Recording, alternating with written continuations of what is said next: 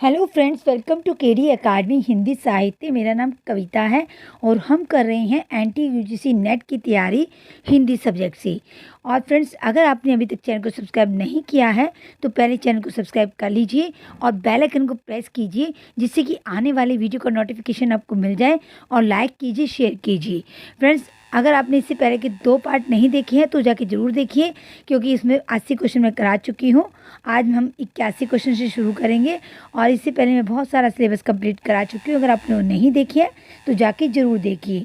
अगर आपने चैनल को सब्सक्राइब किया हुआ है तो आपको सारी वीडियो आसानी से मिल जाएंगे। अगर नहीं किया है तो आपको वीडियो नहीं मिल पाएंगे। इसलिए फ्रेंड्स, आप चैनल को सब्सक्राइब कर लेना और बेल आइकन को प्रेस करना, जिससे कि आपको फ़ायदा हो और नोटिफिकेशन आपको मिल जाए।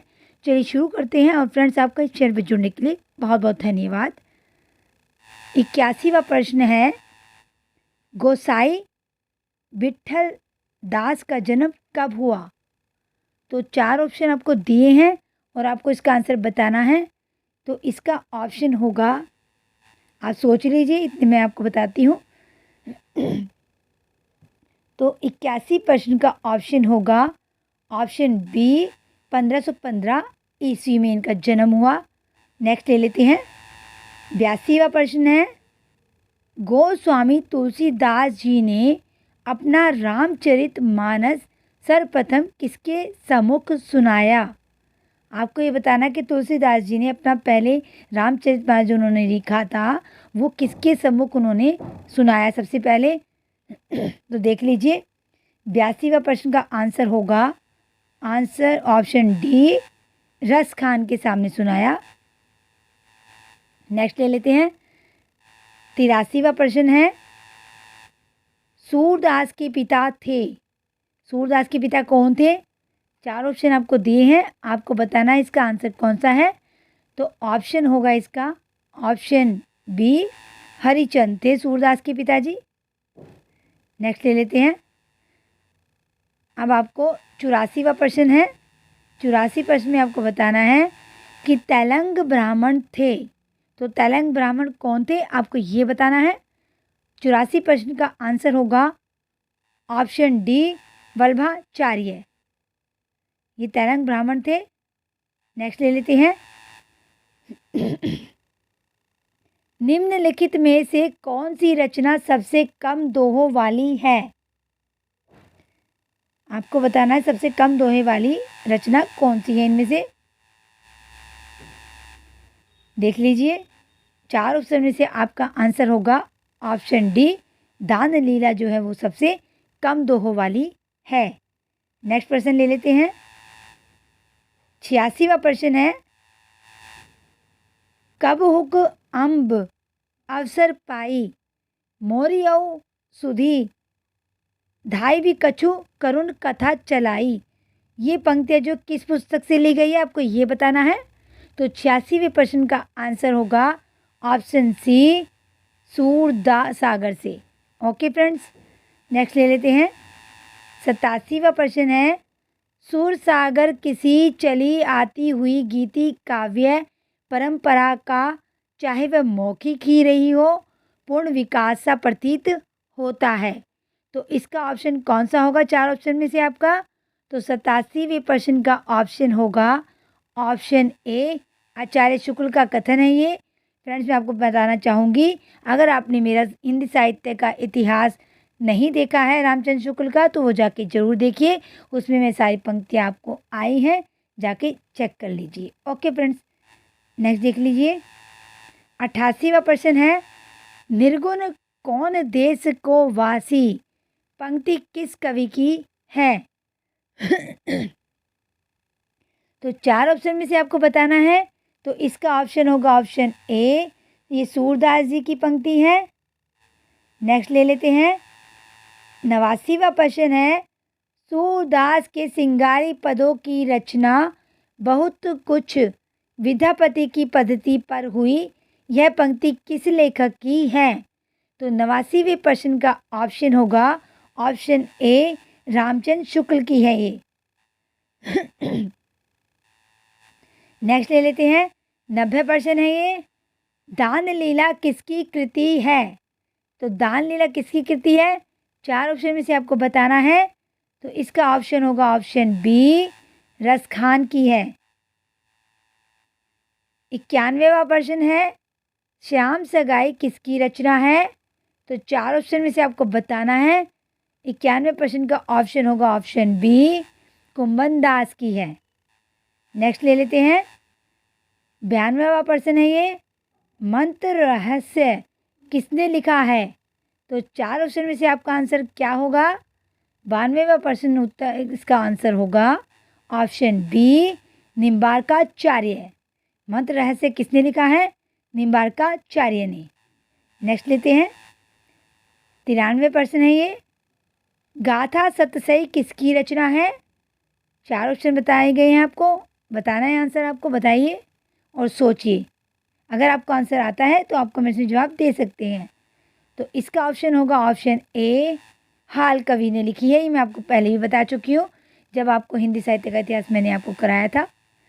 94वां प्रश्न है, वेणी संहार नामक नाटक किसने लिखा है? तो 94वां प्रश्न का आंसर होगा ऑप्शन ए, भट्ट नारायण ने लिखा है। नेक्स्ट लेते हैं। 95वां प्रश्न है, उज्ज्वल नीलमणि किसकी कृति है? तो आपको आंसर बताना है। 95वां प्रश्न का आंसर होगा ऑप्शन ए, जयदेव की है। 96वां प्रश्न है, कृष्ण को लोक संरक्षक के रूप में माना गया है। तो इसका आंसर क्या होगा? लोक संरक्षक के रूप में किसने माना है, किसमें माना गया है इसको? तो 96वां प्रश्न का आंसर होगा ऑप्शन बी, महाभारत में। 97वां प्रश्न है, कौन सा संप्रदाय सखी संप्रदाय कहलाता है?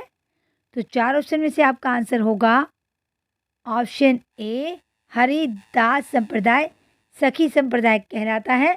आपने अगर संप्रदाय का वीडियो नहीं देखा है तो जाके जरूर देखिए। 98वां प्रश्न है, गोकुल सबे गोपाल उपासी पंक्ति किस कवि की है? तो इसका आंसर होगा ऑप्शन बी, सूरदास की। नेक्स्ट लेते हैं। नेक्स्ट में आपको 99वां प्रश्न है, मीरा का जीवन काल है। तो मीरा का जीवन काल इसमें से कौन सा है? उम्मीद है ये आपको आता ही होगा। इसका आंसर होगा ऑप्शन बी, 1504 से 1563 ईस्वी। नेक्स्ट लेते हैं। ये 100वां प्रश्न है, वृंदावन जाकर मीरा की भेंट किस कवि से हुई? सोचिए और जवाब दे सकते हैं आप। तो चारों ऑप्शन में से आपका आंसर होगा ऑप्शन बी, जीव गोस्वामी से हुई वृंदावन जाकर मीरा की भेंट। नेक्स्ट लेते हैं। 101 प्रश्न है ये, इसमें आपको सुमेलित करना है सूची 1 को सूची 2 से, और इसमें आपको कूट में प्रश्न दिए गए हैं, ऑप्शन दिए गए हैं, आपको उसमें बताना है। तो इसका आंसर क्या होगा? 101 प्रश्न का आंसर होगा ऑप्शन बी। ऑप्शन बी में क्या दिया है? बल्लभ संप्रदाय जो है वो किसका है? बल्लभाचार्य का है। गौड़ीय संप्रदाय हितहरिवंश का है। हरिदासी संप्रदाय स्वामी हरिदास का है। राधा वल्लभ संप्रदाय चैतन्य महाप्रभु का है। सॉरी फ्रेंड्स, थोड़ा सा मिस्टेक हो गया, मैं फिर से बता देती हूँ। थोड़ा सा मिस्टेक हो जाता है इसमें वाली क्वेश्चन में निशान लगाने से।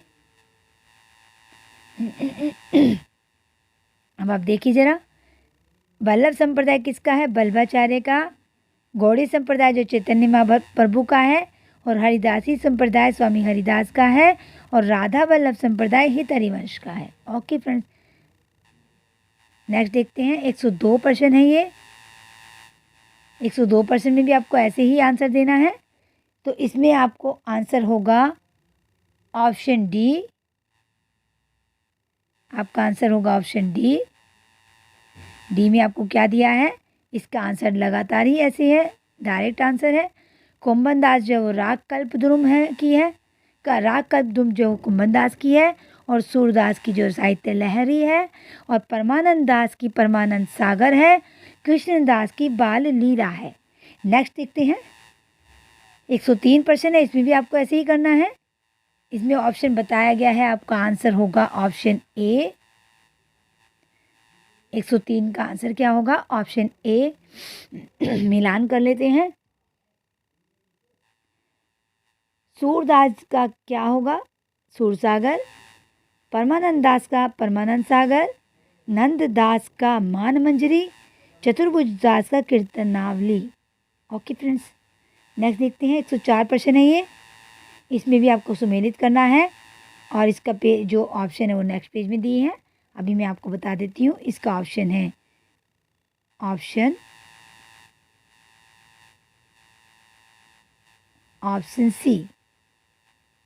सी में आपको बताया है 1 3 2 4। 1 3 2 4। तो मिलान कर लेते हैं।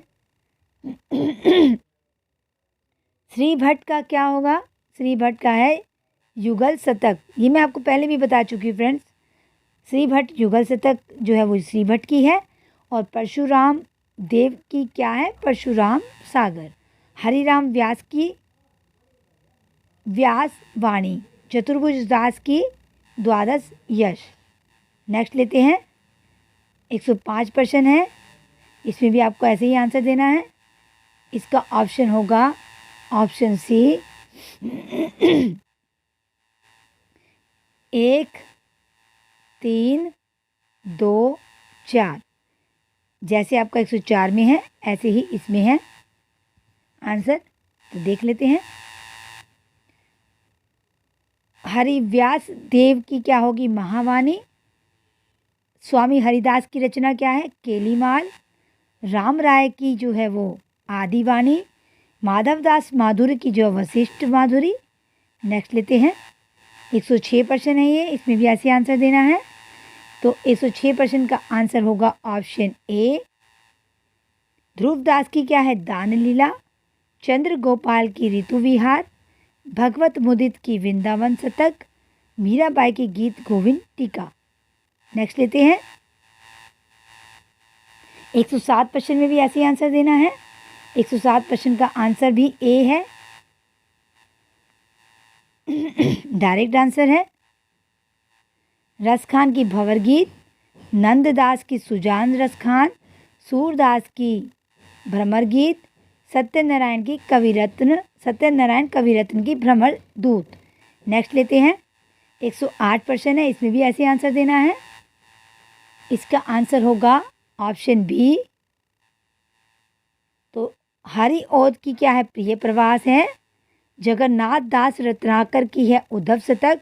और फ्रेंड्स, हरिओद की जो प्रिय प्रवास बहुत बार पूछी जा चुकी है, इसको आप अच्छे से याद कर लेना। गोकुल दास की जो है 84 वैष्णव की वार्ता है।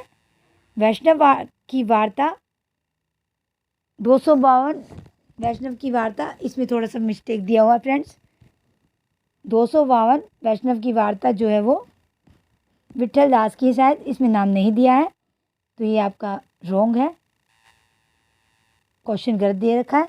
ओके फ्रेंड्स, ये वैसे मैं आपको बता चुकी हूँ पहले। 252 वैष्णव की वार्ता किसकी है? आप मुझे कमेंट्स में बताएंगे अगर आपको आता है तो।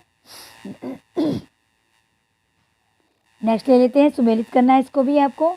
109 प्रश्न है। 109 प्रश्न का आंसर होगा ऑप्शन ए। 1 3 2 4। चलिए इसको मिला लेते हैं। नाभा दास जो है वो उसकी भक्तमाल है। हरि राय की जो है वो भाव प्रकाश है। यदुनाथ की बल्लभ दिग्विजय। और बलदेव विद्याभूषण की जो है वो गोविंद भाष्य। नेक्स्ट लेते हैं, 110 प्रश्न है ये। 110 प्रश्न में भी ऐसे ही मिलान करना है आपको। तो 110 प्रश्न का ऑप्शन होगा ऑप्शन डी। डी में क्या दिया है? 2 1 3 4। देख लेते हैं, मिलान कर लेते हैं। बिहारिन दास की क्या है? बिहारिन जी की वाणी। नागरी दास की है अष्टाचार्यों की वाणी। और रस खान की अष्टयाम। ध्रुवदास की मान लीला। नेक्स्ट देखते हैं 111 प्रश्न को। 111 से 114 तक प्रश्न आपको दिए हैं, इसको आपको पढ़ना है। ये वही आंसर है जैसे आपको बताया जाता है कि ए और आर दोनों सही, ए सही आर गलत, और ए गलत और आर सही, और ए और आर दोनों गलत। ए में आपको दोनों सही है, बी में ए सही है और आर गलत है, और सी में ए गलत आर सही है, और डी में दोनों गलत है। तो आपको आंसर बताना है 111 का ऑप्शन क्या होगा।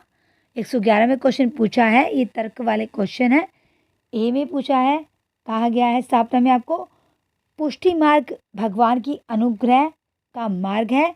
आर में आपको बताया है क्योंकि इस मार्ग के पथिक किसी लौकिक या भ्रम आशय का सहारा नहीं लेते। तो 111 का आंसर क्या होगा। 111 का आंसर होगा ऑप्शन ए। मैं आपको लिख भी देती हूँ, ए में क्या है, दोनों सही हैं। नेक्स्ट लेते हैं। नेक्स्ट में 112 प्रश्न है। 112 में आपको क्या कहा गया है। 112 में आपको बताया गया है स्थापना में दास्य भाव की भक्ति विशिष्ट दैत से संबंधित है क्योंकि विशिष्टाद्वैत के संस्थापक रामानुज हैं।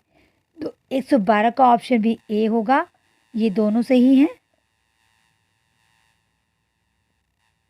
नेक्स्ट लेते हैं 113 प्रश्न है ये। 113 में आपको पूछा गया है ऑप्शन ए, मतलब ए में बताया गया है स्थापना में पुष्टि भक्ति प्रेम पर आधारित भक्ति है क्योंकि यह ईश्वर के अनायास प्राप्त अनुराग का नाम है। तो इसका आंसर क्या होगा 113 का।